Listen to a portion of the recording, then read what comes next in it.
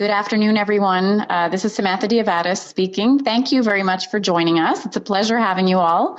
I'm very excited actually to have Julian Ford here with us today. Just a little background on Julian. She's been using Neuroptimal. She purchased her first system 3 years ago. She's from Burbank, California. She's one of our moderators on the past forums. She's currently moderating the research forum as well as the Miracle Client Stories forum. And this presentation that you're seeing today, she presented at our last research conference, and she's also currently working on a case study that she can present on in 2016. So we're very excited about that. Just in terms of questions, as you think of them throughout the webinar, please do type them in the questions or chat box. We will see them, but type them in as you think of them, then that way you won't forget at the end, and we will get to them at the end of the presentation. So hi, Jules. Hello. Thank you so much for joining us today and for doing this. Thanks for having me. It's a great presentation. I love this presentation. So everyone sit tight and put your listening ears on. Thank you very much. I'll mute myself now. Okay, that sounds great. Again, thanks very much, Sam, for that very kind introduction, and also shout out to Liddy. Thank you for arranging this. Hello, friends. Good morning, early afternoon, wherever you are, whatever the time is. As Sam said, I'm Jules Ford. Julian is my real name, my trouble name, as my mom would put it. Julian Ford, you get over here right now. Jules is what all my friends call me, so I hope you call me Jules as well. I am so happy to be presenting this webinar to you today. Before we begin, I want to take you back a bit to when I first presented this presentation at the research conference last February, 2014. At this point, I had only had my practice up and running for 11 months. I felt just about as new as any newbie could ever feel. And I came to this event and I was surrounded by all the friendly faces that I'd come to know and appreciate from the past forums. I felt like I had known these people for ages, because when you're reading along in the past forum and you see that smiling face looking at you, you do kind of develop this camaraderie with them. But at the same time, it was kind of like being a kid at the red carpet. Ooh, there's that celebrity, that kind of sort of way. And as I sat there at this wonderful conference waiting for my turn to speak, I heard the most amazing research. Daniel Wagner from France spoke about using Neuroptimal with Alzheimer's and dementia clients in his practice. Linda Beckett and Janet McCullough in Kingston, Canada presented this huge study on decreasing depression symptoms using Neuroptimal. Joan Marie Larton and her son and his fiance presented the amazing results that Brian had training with Neuroptimal after a motorcycle accident that could have ended in death, probably should have ended in death without the Neuroptimal there to serve as an amazing intervention for him. And Lisa Long presented a very moving testimony about her work with this 30-month-old girl born with a rare chromosomal disorder. There were so many presenters presenting on topics from family systems to addiction to sleep and pain management. These people were rock stars with big research. And here I was, the newbie's newbie, ready to present this following presentation. So I prefaced my presentation back then, as I will now, with the notion that this that I'm about to show you is a pastry, a delicious and light dish to be enjoyed. It's certainly not going to be showing up in any peer-reviewed journal anytime soon, but nonetheless, it's a good bit of research, and the study was worth doing, and it bears repeating if there's anyone out there who's interested in doing further research on the topic and wants to go deeper into it. So, as Sam said, I want you to go ahead and feel free to type in questions as they come up to you in that little chat box off to the side. I probably won't get to questions until the end, because this is kind of a little narrative sort of thing. But rest assured that we will get to them and cover those at the end. So, without further ado, I will present to you what I presented at the research conference in February 2014. So, you might be wondering how a woman with a background in communication studies came to be a presenter at a conference in neurofeedback and later a webinar host. Well, for me, it has been a bit of a journey. I came to neurofeedback, as many of us do, because of a very enlightening experience with a family member who was using neurofeedback. When my youngest son, Harry, this little fellow right here, was in first grade, his teacher told us at his first parent-teacher conference that she thought Harry was very definitely ADHD. Her own grown sons were ADHD, she told us, and she would have given anything to have been told this early that they were too. She wouldn't be able to live with herself if she didn't let us know that she saw in our son exactly what went on with her own. Now, Harry has always been a handful. I will grant you that. This kid loves the limelight. But I was kind of shocked by her non-medically provided diagnosis. I told her that I really appreciated her opinion, but you can bet at that point I really didn't. And I told her I would follow up with our doctor. But just so she knew ahead of time, whatever came from any diagnosis, we would not be medicating our son unless we had exhausted all other possibilities. She assured me that today's ADHD drugs were amazing and kids don't turn into zombies anymore. I told her I would take it under consideration.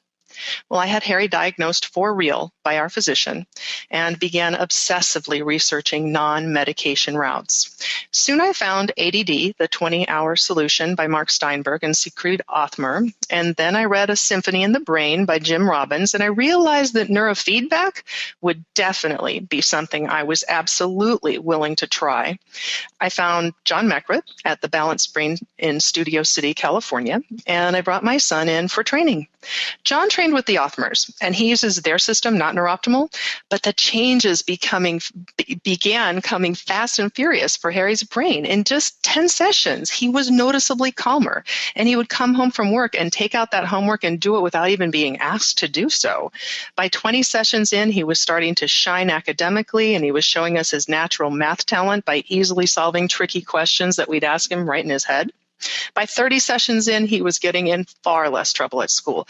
By 40 sessions, John said Harry would be fine to go on without any further training. Now, Harry's transformation was so astonishing, I knew I wanted to try this for myself. As a mom with 3 sons under the age of 12 and a husband who often travels for work in the film industry, or even if he's working at home, he's working very long hours, I had serious anger issues and stress issues, and my concentration was shot from lack of sleep. I also knew my husband could use training to gain better focus for his work and his kung fu. My eldest son had dealt with depression and mood swings due to the hormonal shifts as he was heading through puberty, and my middle son had suffered debilitating acute migraines for years. Most importantly, I wondered whether Harry might continue improving if he just kept training. Now, from all that I had read in these books, I knew neurofeedback would help all of us. Having made a substantial investment for Harry's training, I knew I'd have to do the same for anyone else in the family. So I thought about seeing whether I might get a more cost-effective solution. I looked into what it would take to become a provider by going to the BCIA site and the ISNR site, and I became crestfallen. To enter their hallowed halls, I would need an MS in a medically related field. Now, my master's work was in communication studies. I didn't want to have to return to school to get another degree for the privilege of learning how to put sensors on someone. Now, I know there's more to the diagnose and push models than that, but I sincerely doubted it really required 2 additional years of school to get to the point to be ready to learn their methods.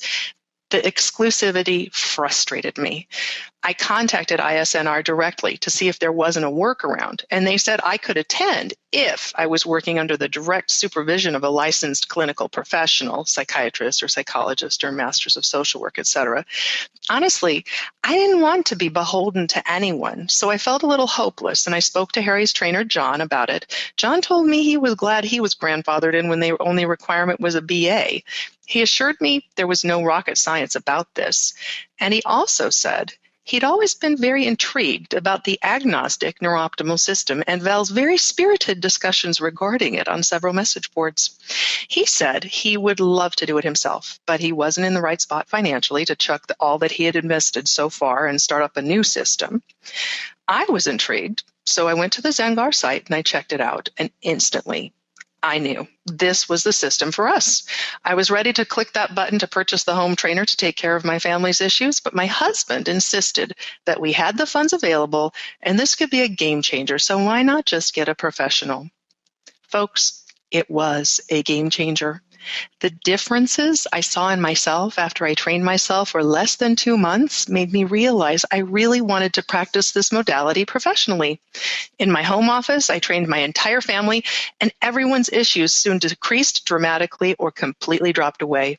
I would then train any friend, anyone who looked remotely interested before I went full Monty and I started my own office practice March 15th, 2013. Now in February, before I opened my practice, and while I was getting all my ducks in a row to do so, my eldest son, Max, then a 7th grader, came to me with a proposition. His science fair was coming up in April, and since it was his last turn doing science fairs in middle school, he wanted to win it this year. He knew, based on our family's extremely positive responses to training, that neurofeedback would help students do better in school. Wouldn't that be a great project, Mom? He asked me. I told him I thought it would be an awesome project, and I was certainly game for training kids. And while he would be doing all the data collection and analysis, honestly, I thought there was no way his teacher would go for it, since that would require my participation as a trainer. Now, you all know how easy it is to accurately set sensors correctly, but I thought it might be pushing it pretty hard to have a 12-year-old putting sensors and running sessions on his peers, but I did encourage him to ask. By all means, ask. The worst Mr. Curry would say is no. But Max came home with a big grin that day. Not only had the teacher agreed, he helped Max figure out how best to run the study. So it was going to break down like this. 18 kids would be involved in the study. 9 would be given 5 sessions of neuroptimal, and 9 would receive no training. Each kid would do a baseline test of attention prior to the first session of neuroptimal, or if they were in the control group, they would go do one attention test just as their baseline. Now, the attention test we used was Lumosity.com's Lost in Migration. The test still exists on Lumosity's site, but it looks a lot different now. Lost in Migration is a simple 45-second test where the participants look at a grouping of birds and then quickly focus just on that middle bird, pressing the arrow key that corresponds to the direction the bird's flying. Now, at the time we did the research, the test measured both the average reaction time in milliseconds that it took for a participant to identify that middle bird, and it also recorded the overall accuracy of choices made. After the baseline was established, the neuroptimal trainees followed each of their training sessions with another game of Lost in Migration, and the results were recorded. The non-neurofeedback group, were given follow-up tests at similar intervals. So, any person who does a task repeatedly is going to improve over time. The study was to prove that those individuals doing neurofeedback would improve significantly more than their peers who didn't train. Now, the study design was approved, the trainer was secured, the attention test was always at the ready, and the participant permission slips were signed and returned. The trick was getting 9, 12, and 13-year-olds to show up for their training sessions. After all, they liked their friend well enough, but hey, what the heck is neurofeedback? And you want to put wires where? Is there electricity going in me? Do I have to listen to this weird music? Once I allayed their fears and I assured them that for this test, they would have to listen to this music, but they would be allowed to do most anything they wanted to simultaneously, they were all very interested in seeing what brain training might do for them. But in dealing with these teens, I wanted to offer just a little bit more flexibility to ensure that they would be compelled to complete all 5 of their sessions. Using Jeff Bova's amazing default music and the amazing default settings on Neuroptimal, I allowed them complete freedom to do whatever they pleased in the chair as long as their earbuds stayed in. One kid did these elaborate superhero drawings. 2 kids brought in Rubik's Cubes of many types and solved them repeatedly, attempting to improve their solve times. I watched kids texting their friends and temple running on their cell phones. Many read books or studied throughout their sessions. 2 teens brought in their laptops, one to write an exhaustive report on Beethoven and the other played Minecraft for all 5 of his sessions. The best thing about allowing them this kind of freedom was that by the end of their sessions, I saw calm teens who, by and large, said, "Oh, it's over?" So, who were these study participants? Well, of the 18 study participants, 16 were males and 2 were females because Max was 12 and girls are totally scary to talk to. So we had 16 guys and 2 completely non-threatening girls. Each of the kids was a high average to gifted student. We had 1 high-functioning Asperger's boy in the test group, and the others had no diagnoses shared on their permission slips. Now, all but the boy with Asperger's showed very traditional-looking offline analyses, though in every session it clearly showed a very good hookup. I simply could not read this guy's offline analyses at all.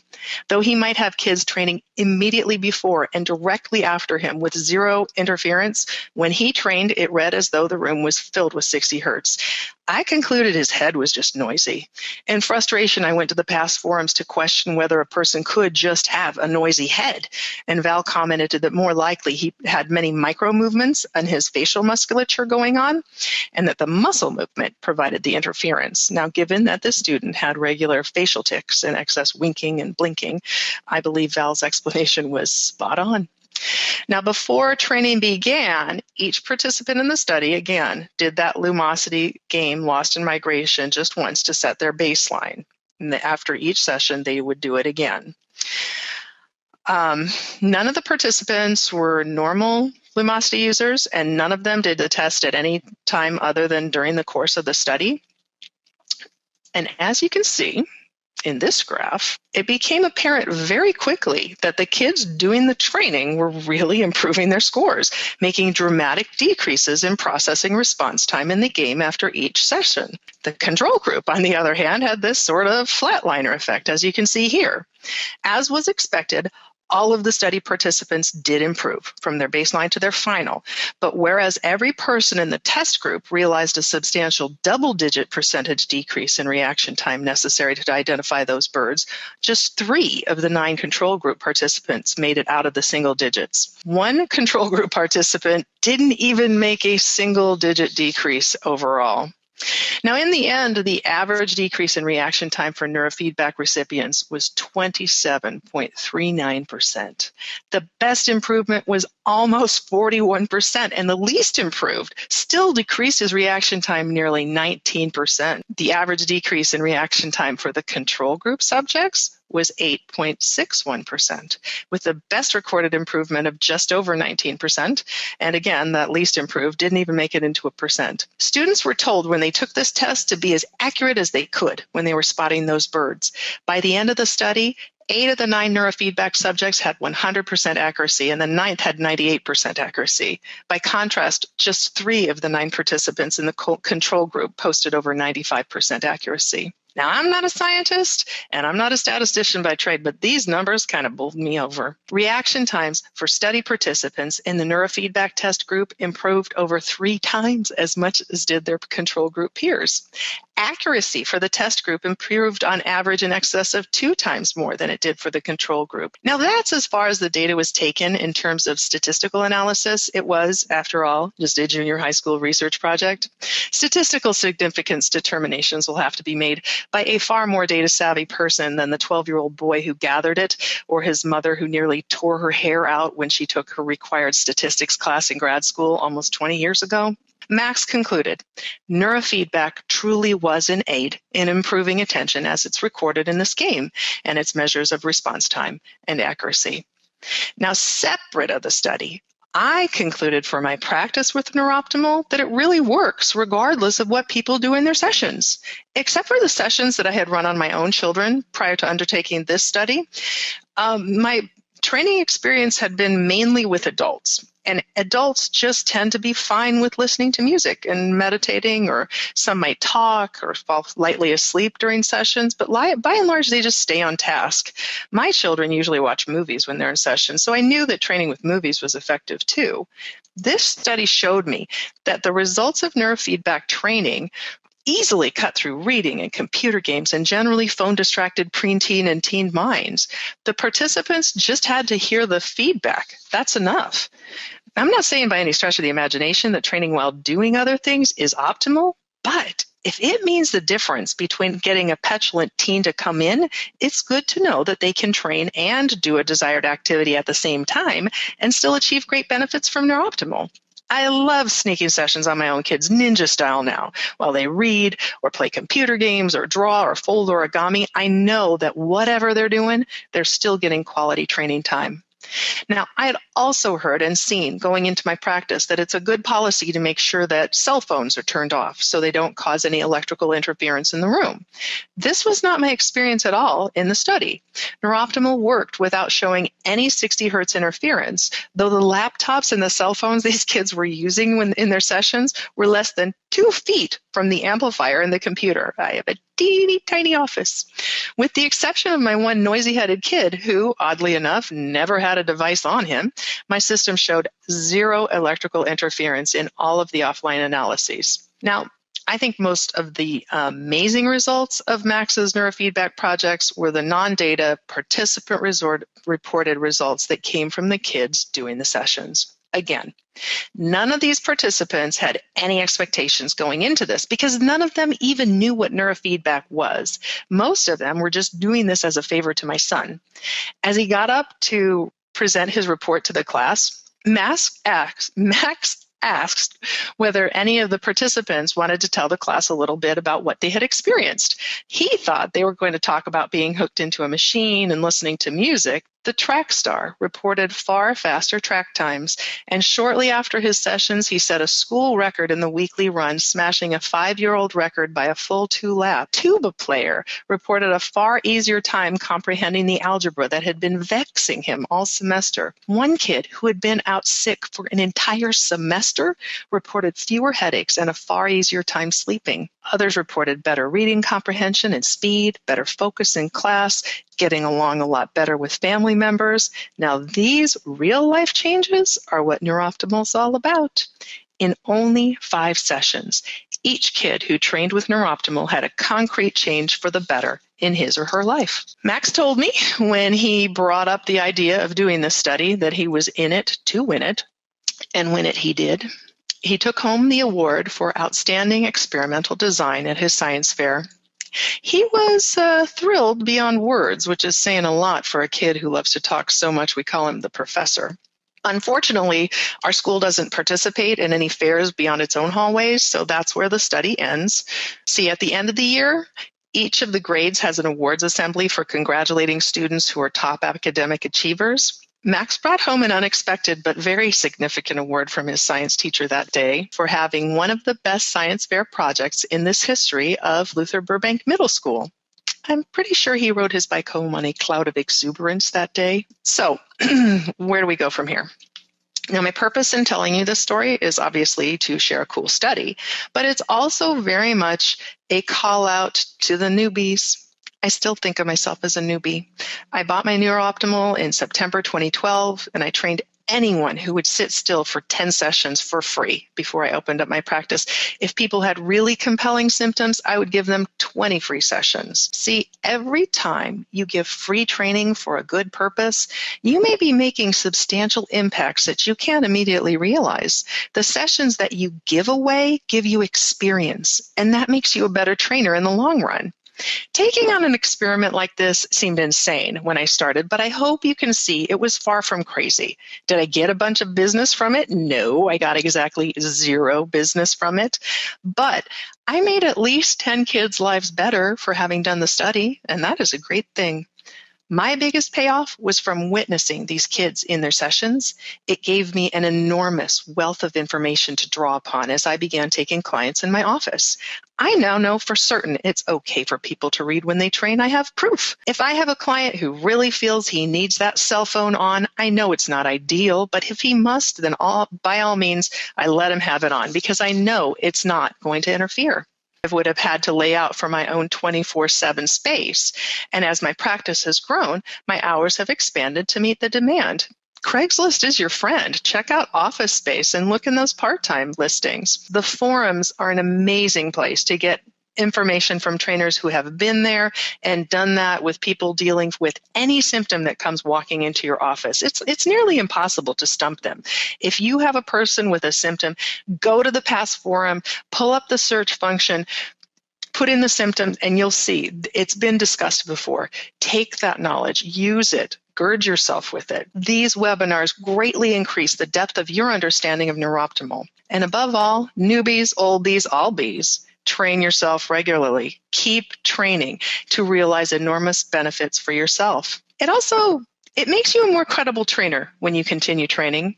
I love the reaction I see when clients ask me if I do this on myself. I tell them absolutely, and I don't ever intend on stopping. For anyone wondering where the count is since the research conference, I've now had over 225 sessions. It is my 33-minute vacation, and my life is so much better for taking it. Think about it. If you're a client and you ask whether a potential trainer trains and they said, I should, but I rarely do, that trainer is admitting that there's not enough of a benefit to do it, so they don't take that time. Take the time. In the beginning, you'll probably have a lot of it, so use it, right? I also offer this as an encouragement to all the folks who here, like me, don't have alphabet soup after their names. Psychologists and psychiatrists and other therapists might just have an in when they add neurooptimal to an existing practice, but you don't need to have a medical pedigree to be an amazingly effective trainer thanks to the expertise built into neurooptimal. I make it clear to my clients, I am not a doctor from the minute they contact me. My educational history is in communications. If they ask me advice, I make it clear to them I am not a therapist. And any advice I give them would be like advice from a neighbor or a friend who is not a therapist. I let them know I won't offer medical diagnoses or prescribe any medications, but I'm more than happy to help guide them to optimal brain health as they train with neurooptimal. See, to me, the only 4 prescriptions that every brain needs are to eat nutritious foods, get plenty of good exercise, adequate sleep, and train that brain with neurooptimal. And for my clients, that's enough. Now, finally, I offer this up as a what if in a hopeful step in the evolution of neurofeedback availability. I think back to when I was in 7th grade, where my son was when he started this study. At that time, my family got a home computer. Now, that was unique. This was the dark ages, folks. Before we got one, the only kid I knew with a computer in her house was the daughter of a computer science professor. Back then, there were 6 boxy, ugly Commodore computers that kids could use to make a simple program to generate a random number between 1 and 10 at our junior high school. The high tech was staggering. As I got into high school, there was a computer room with a dozen Macs in it. By college, there were computer labs at different places on campus with Apple computers in them. And now you'd be hard-pressed to find any middle-class family without at least one computer in the house. Junior high computer labs right now look like amphitheaters of technology with huge screened, amazingly powerful machines in force. And if you add in the computer functionality of tablets and cell phones, I bet that every person in America is either a computer owner or just a public library away from a computerized device. I would like to hope that this computer accessibility model that happened in my lifetime might someday work for neurooptimal accessibility in my son's life as he grows to be my age. You see, it starts with a few neurooptimal trainers taking their systems into schools for a few at-risk kids. And once schools see the huge beneficial impact it makes, maybe this branches out to a neurooptimal lab. So by high school, kids can drop in on a free period and train their brains. What if instead of sending kids to detention, we sent them to train their brains to help alleviate the issues that cause them to act out? What if, by adulthood, everyone was 1 degree of separation or less from neurofeedback? Now, in a world demanding double-blind studies with hundreds of participants, I know that this little science fair experiment that I presented you today is not going to make any more impact than a drop of water does in the ocean. But I do hope and believe that all experiments bringing more positive attention to neurofeedback help to add to a wave of studies that further push this field into the public's consciousness, changing the preconception of neurofeedback as a purely experimental intervention or some woo-woo 70s dalliance to show it instead as a healthy and effective alternative to drugging symptoms is good science for all of us. Now, that is where the original presentation ended. But with the extra year and change of experience under my belt, I'm going to take this a step further. I want to encourage all of you to think very hard about launching a study of your own using NeurOptimal. We're not finding cures. We're not promising the end of all medications, but rather we're using the innate power and wisdom of the brain to heal itself. As Sam mentioned, I'm currently working on a case study of my own to see whether NeurOptimal can assist folks struggling with aphasia, that loss of language ability that comes after strokes or traumatic brain injury or brain tumors. Over a year and a half ago, this professor and medical doctor who had worked with stroke patients in the Veterans Administration approached me just to pick my brain to see whether NeurOptimal might help these folks. He planted a seed of curiosity in me that bloomed into this study. See, the more research we do as a community, the more drops we add to that tide of information that's coming and pushing further and further into the public knowledge until someday the scientific community and public have to take notice of this tsunami of proof that whatever the symptom, NeurOptimal helps. And that's for real the end of the presentation. Thank you so much for letting me share today.